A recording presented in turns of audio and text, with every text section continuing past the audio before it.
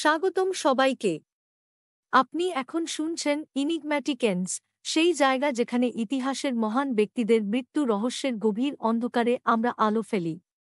আজকের পর্বে আমরা কথা বলবো এমন এক ব্যক্তির মৃত্যু রহস্য নিয়ে, যার জীবন ছিল আধ্যাত্মিক আলোবর্তিকা।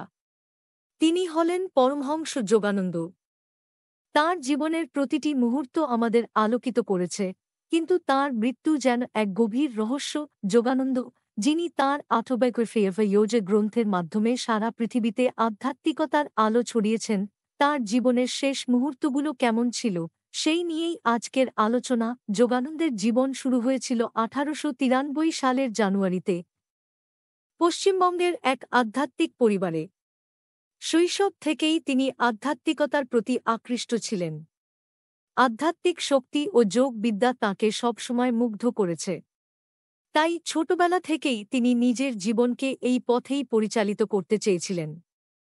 তাঁর শিষ্যরা তাঁকে শুধু গুরু নয়, তাঁকে এক অমর আধ্যাত্মিক শক্তি হিসেবে মেনে চলতেন। যোগানন্দের আধ্যাত্মিক যাত্রা ছিল অবিশ্বাস্যভাবে অনুপ্রেরণাদায়ক।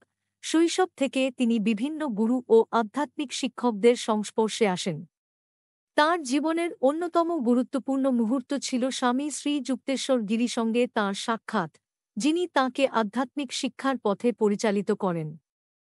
এই সময় থেকে যোগানন্দ উপলব্ধি করেন যে তাঁর জীবনের লক্ষ্য হল আধ্যাত্মিক জ্ঞানকে সারা বিশ্বের মানুষের কাছে পৌঁছে দেওয়া। তিনি 1920 সালে আমেরিকায় যান এবং সেখানে সেলফ রিয়ালাইজেশন ফেলোশিপ প্রতিষ্ঠা করেন, যার মাধ্যমে তিনি যোগ এবং ধ্যানের শিক্ষাকে বিশ্বব্যাপী ছড়িয়ে দেন। যোগানন্দের মৃত্যু নিয়ে নানা কথা প্রচলিত আছে। 1952 সালের 7 মার্চ লস অ্যাঞ্জেলেসের বিল্টমোর হোটেলে একটি গুরুত্বপূর্ণ ভাষণ দিচ্ছিলেন তিনি। সেখানে তিনি ভারত ও আমেরিকার মধ্যে বন্ধুত্বের সম্পর্ক নিয়ে বলছিলেন। কিন্তু সেই ভাষণের একেবারে শেষ শব্দগুলোই যেন তাঁর জীবনের শেষ শব্দ হয়ে দাঁড়াল। তিনি বলেছিলেন, আমেরিকা ও ভারত মানবজাতির হৃদয়ে চিরকালের জন্য বন্ধুত্বের বন্ধনে আবদ্ধ হোক। এই কথাটি শেষ করেই তিনি হঠাৎ মঞ্চে পড়ে যান এবং এরপর আর কখনো উঠলেন না। মঞ্চে পড়ে যাওয়ার এই ঘটনাটি যেন এক আশ্চর্য মুহূর্ত ছিল। অনেকেই মনে করেন এটি ছিল তার মহাসমাধি, এক বিশেষ যোগিক অবস্থান, যেখানে একজন সাধক ইচ্ছাকৃতভাবে তাঁর শরীর ত্যাগ করেন। ঠিক যেমনটি প্রাচীন শাস্ত্রবাণী বলে, মহাসমাধি হল এমন এক যোগিক অবস্থান যেখানে সাধক নিজের ইচ্ছায় শরীর ত্যাগ করেন এবং আত্মাকে মুক্ত করেন। তাঁর শিষ্যরা এই ঘটনাকে মহাসমাধি বলে মনে করেন, যেখানে তিনি তাঁর চেতনাকে এমন এক উচ্চ স্তরে নিয়ে যান যে তাঁর শরীর ছেড়ে আত্মাকে মুক্ত করতে পেরেছিলেন। যোগানন্দের প্রয়াণের পর তাঁর শরীর 20 দিন ধরে কোনো পচন ধরেনি। এটি ছিল এক অদ্ভুত ও অলৌকিক ঘটনা। এই ঘটনাটি লস অ্যাঞ্জেলেসের ফরেনসিক বিভাগের কর্মকর্তাদেরও মুগ্ধ করেছিল। তারা অবাক হয়ে দেখেছিলেন যে তাঁর শরীরে পচন ধরার কোনো লক্ষণ ছিল না, যা সাধারণত মানুষের মৃত্যুর পর দ্রুত দেখা যায়। এই ঘটনাটি যোগানন্দের মহাসমাধির প্রমাণ হিসেবে তাঁর শিষ্যদের মধ্যে আরও বিশ্বাসের সঞ্চার করে। তাঁর শিষ্যরা মনে করেন তার মহাসমাধি ছিল এক আধ্যাত্মিক মুক্তির প্রকাশ, যেখানে তিনি শরীরের সীমাবদ্ধতা ছেড়ে মুক্ত আত্মার পথে যাত্রা করেছিলেন। বন্ধুরা, যোগানন্দের এই অদ্ভুত প্রয়াণ কেবল তাঁর শিষ্যদের নয়, সাধারণ মানুষকেও গভীর কৌতূহল এবং বিশ্বাসে আবৃত করেছে।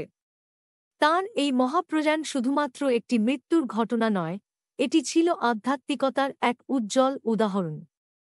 এই বিষয়টি শুধু সাধারণ মানুষকেই নয়, বিখ্যাত ব্যক্তিত্বদেরও মুগ্ধ করেছে। প্রখ্যাত আমেরিকান লেখক উল্টার ক্রিস্টোফারসন বলেছিলেন, যোগানন্দ ছিলেন আধুনিক যুগের এক আধ্যাত্মিক শক্তি। তাঁর মহাপ্রয়াণও তেমনই এক অলৌকিক ঘটনা, যা আধ্যাত্মিকতার সত্যকে নতুনভাবে সংজ্ঞায়িত করেছে।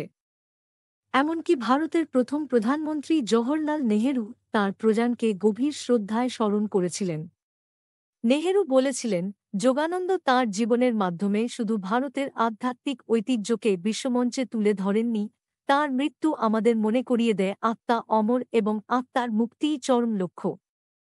যোগানন্দ তাঁর জীবনের মাধ্যমে আমাদের শিখিয়েছেন যে আধ্যাত্মিকতা কেবল এক ব্যক্তি বা ধর্মের জন্য নয়, এটি সমগ্র মানবজাতির জন্য তাঁর শিক্ষা ও ধ্যানের পদ্ধতি আজও সারা বিশ্বে প্রচলিত এবং মানুষকে আধ্যাত্মিক জাগরণের পথে অনুপ্রাণিত করে চলেছে। তাঁর মহাসমাধি আমাদের মনে করিয়ে দেয় যে কিছু মানুষ মৃত্যুর পরও বেঁচে থাকেন তাঁদের শিক্ষা, তাঁদের কাজ এবং তাঁদের আধ্যাত্মিকতার মাধ্যমে। যোগানন্দ শুধু মৃত্যুবরণ করেননি, তিনি মৃত্যুর মাধ্যমে নতুনভাবে বেঁচে আছেন আমাদের চেতনার মধ্যে। তাঁর মহাসমাধি আমাদের সেই প্রশ্নের মুখোমুখি দাঁড় করায়, মৃত্যু কি আসলেই চূড়ান্ত, নাকি এটি আত্মার মুক্তির এক নতুন শুরু? প্রিয় দর্শক, এই রহস্যময় এবং আধ্যাত্মিক গল্প যদি আপনাকে আকৃষ্ট করে থাকে, তাহলে আমাদের চ্যানেল ইনিগম্যাটিক এন্ডসকে সাবস্ক্রাইব করতে ভুলবেন না। আমাদের সাথে থাকুন আরও রহস্য, আরও অজানা ঘটনা জানার জন্য। লাইক দিন, আপনার মতামত শেয়ার করুন এবং শেয়ার করুন এই গল্পটি আপনার বন্ধুদের সাথে। আপনাদের সাথেই আমরা আরও গভীরে প্রবেশ করব এমন সব রহস্যের জগতে যা আজও উন্মোচিত হয়নি। ইনিগম্যাটিক এন্ডসে ফিরে আসব আরও কিছু অজানা সত্য আর চমকপ্রদ গল্প নিয়ে। ধন্যবাদ।